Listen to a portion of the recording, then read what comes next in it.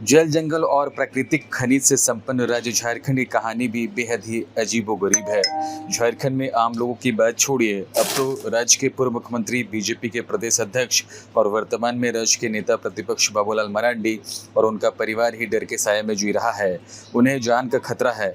परिवार पर हमला होने या किसी बड़ी साजिश में उन्हें या अन्य पारिवारिक लोगों को फंसाए जाने का डर सता रहा है। बाबूलाल मरांडी ने कहा, मैं केवल नेता प्रतिपक्ष नहीं बल्कि हर झारखंडी की आवाज़ हूँ। इस सरकार ने लोगों को ठगा है और डराया है। मैं भ्रष्टाचार के खिलाफ आवाज़ उठाता रहूंगा। उन्होंने चेतावनी दी कि सरकार की लूट खसोट की नीति को उजागर करने का उनका अभियान जारी रहेगा। इधर बाबूलाल की इस बात पर जेएमएम ने कहा है कि भूत के मुंह से राम राम की बात शोभा नहीं देती। जेपीएससी घोटाला कौन सा जो बाबूलाल मरांडी जी के कार्यकाल में हुआ था उसकी बात कर रहे हैं क्या वो? तो उसके खिलाफ बाबूलाल जी तो आवाज़ नहीं उठाते हैं। वो तो खुद कटघरे में है। भाई भतीजावाद जम के हुआ था, पैसे की लेन देन हुई थी, मामला कोर्ट में लंबित है आज भी। उसकी बात कर रहे हैं क्या? उस जेपीएससी घोटाले के खिलाफ तो कभी आवाज़ नहीं उठाई। वो तो जवाब ही नहीं देते। आप पूछिए उनसे कि क्या कुछ हुआ था आपके कार्यकाल में, चुप रह जाएंगे। कौन सा विसल ब्लोअर हो गए ये? कौन सा घोटाले पर्दाफाश कर देंगे?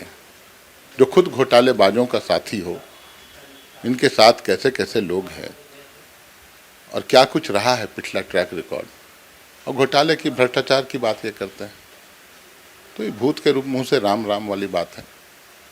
तो आप लोग तो साजिश रच रहे हैं, मारने की साजिश रची हुई, परिवार पर भी हमला करने की कोशिश की बात है। आईबी का रिपोर्ट आया क्या कि रॉ का, कि इंटरपोल से खबर आई, कि सीबीआई ने बताया, कि विजिलेंस ने बताया?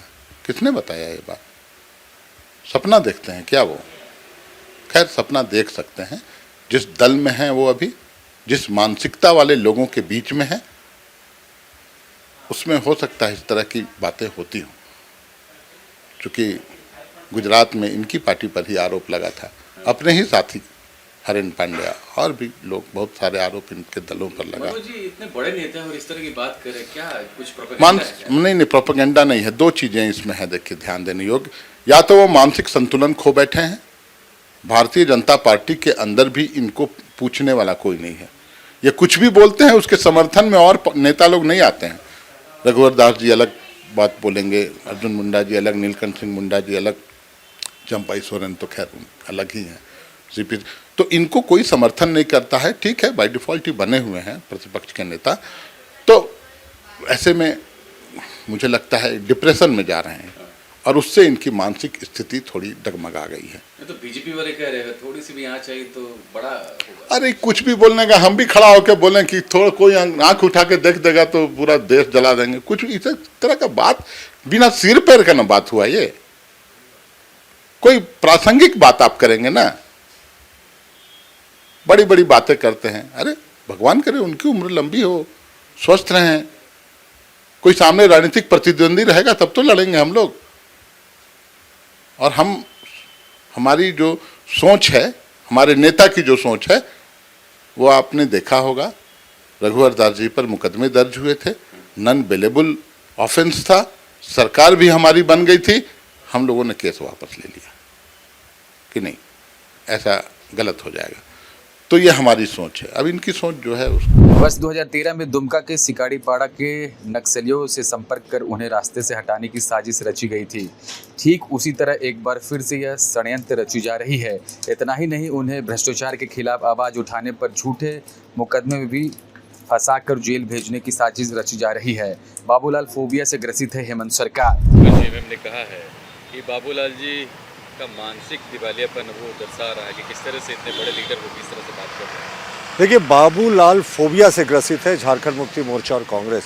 इनको बाबूलाल जी का डर इतना सताता है कि इन्होंने 3.5 वर्षों तक उनको प्रतिपक्ष के नेता के रूप में मान्यता नहीं दी। और बाबूलाल जी का 2013 का शिकारीपाड़ा का इंसिडेंट कौन नहीं भूल सकता है, जिस समय उनके खिलाफ बड़े नक्सली हमले की आशंका थी और उनको आनन फानन में निकाला गया। उसके बाद से वो सीआरपीएफ के सुरक्षा घेरे में है। एनडीए की सरकार ने सुरक्षा घेरे को कभी नहीं छेड़ा। लेकिन अब जिस तरीके से उनके खिलाफ षड्यंत्र हो रहा है, ये बेहद अफसोसजनक है। और बाबूलाल जी के तो बेटे की शहादत हुई थी साहब इन्हीं उग्रवादियों से। तो उस व्यक्ति के बारे में ये प्रश्न करके ओछी राजनीति का परिचय दे रहे हैं। और हमारा साफ मानना है, कहीं ना कहीं इनको बाबूलाल जी का डर इतना सताता है कि अभी नगड़ी के आंदोलन के बाद ये और भ्रमित हो गए हैं कि अब आदिवासी धीरे धीरे सत्ताधारी गठबंधन के साथ जो थोड़े बहुत थे वो भी साथ छोड़ रहे हैं। लोकतंत्र में विपक्ष की आवाज को दबाना सबसे बड़ा अपराध है। हम सब मिलकर इस लड़ाई को लड़ेंगे। बाबूलाल मरांडी ने अपनी सुरक्षा को लेकर चिंता जताई है। जेएमएम ने भी पलटवार कर दिया है। ऐसे में राज्य का सियासी पारा हाई है और आने वाले दिनों में बवाल और मच सकता है। खबर का मतलब बवाल न्यूज। हमारे चैनल को सब्सक्राइब जरूर करें।